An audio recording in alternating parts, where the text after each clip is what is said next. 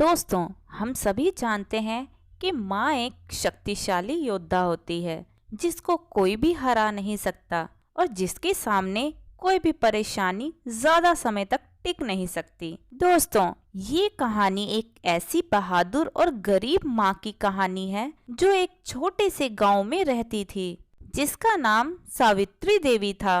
वह एक विधवा थी जिसने कुछ समय पहले ही अपने पति को एक बीमारी के कारण खो दिया था। तब से वह अपने दो छोटे बच्चों राजेश और राधा को बड़े संघर्ष के साथ पाल रही थी। सावित्री देवी फूस की छत वाले एक छोटे से मिट्टी के घर में रहती थी। दीवारें गिर रही थी और बरसात के दिनों में छत टपकने लगती थी। उसके पास कोई स्थिर आय नहीं थी और उसे जीवन यापन करने के लिए अनेक कामों पर निर्भर रहना पड़ता था। कभी कभी वह किसी के घर में झाड़ू बर्तन करती तो किसी के घर में कपड़े धोने जाती। अपनी कठिनाइयों के बावजूद सावित्री देवी अपने बच्चों के बेहतर भविष्य के लिए बहुत मेहनत करती थी और ऐसा करने के लिए जो भी करना पड़े वह करने को तैयार थी। सावित्री देवी रोज सुबह जल्दी उठकर अपने बच्चों के लिए नाश्ता बनाती थी। स्कूल जाने से पहले वे चावल और दाल का सादा भोजन करते थे। सावित्री देवी दिन में काम खोजने के लिए निकल पड़ती। किसी दिन वह भाग्यशाली होती और उसे काम मिल जाता, जबकि अन्य दिनों वह खाली हाथ घर लौट आती।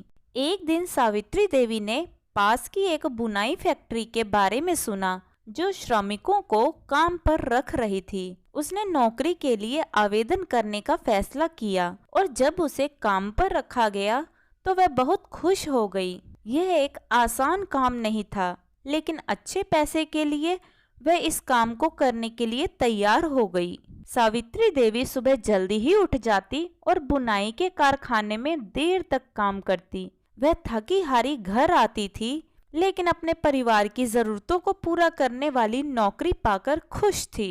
सावित्री देवी ने एक एक पैसा बचाया और एक दिन अपने बच्चों को बेहतर जीवन देने में सक्षम होने का सपना देखा।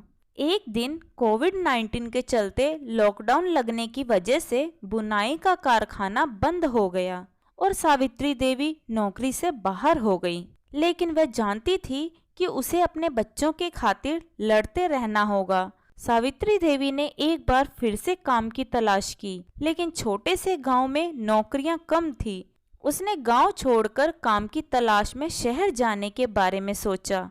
यह सावित्री देवी के लिए एक कठिन निर्णय था। सावित्री देवी के पास जो कुछ भी थोड़ा बहुत सामान था वह उसको बेचकर अपने बच्चों के साथ शहर की तरफ रवाना हो गई। जब वह शहर पहुंची तो शहर की भीड़-भाड़ और चकाचौंध देखकर वह बहुत घबरा गई, क्योंकि वह गांव में रहने वाली एक सीधी सादी महिला थी। उसने कभी भी शहर नहीं देखा था। सावित्री देवी और उसके बच्चों को एक भीड़ भाड़ वाली झुग्गी झोपड़ी में एक छोटा सा कमरा किराए पे मिल गया। कमरा छोटा था, जिसमें कोई खिड़कियां नहीं थी, बस एक छोटा सा दरवाजा लगा था। सावित्री देवी बाहर काम की तलाश में निकली, लेकिन यह उसकी सोच से कहीं अधिक कठिन काम था। सावित्री देवी के पास कोई कौशल या योग्यता नहीं थी और उसे काम खोजने के लिए बहुत संघर्ष करना पड़ा। दिन हफ्तों में बदल गए और हफ्ते महीनों में बदल गए। सावित्री देवी और उसके बच्चे गरीबी में जी रहे थे और उनकी स्थिति दिन ब दिन बिगड़ती जा रही थी। उनके पास खाना खरीदने के लिए मुश्किल से पैसे थे और सावित्री देवी इस बात को लेकर काफी चिंतित थी कि वह अपने बच्चों को स्कूल भेजने और खाने का खर्च कैसे उठा पाएगी।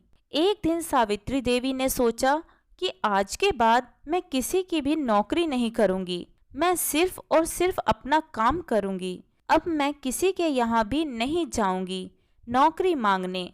फिर सावित्री देवी अपने पड़ोस में रहने वाली एक बूढ़ी महिला से उससे सिलाई मशीन मांग ली और उसी महिला से सिलाई का काम सीखने लगी। वह लोगों के कपड़े अपने घर पर लाकर सिलने लगी। धीरे धीरे उसको और अधिक काम मिलने लगा। वह कम रेट पर और बहुत मेहनत से अच्छी सिलाई करके देने लगी, जिससे लोगों का भरोसा बढ़ने लगा और लोगों ने उसको बहुत अधिक काम दिया।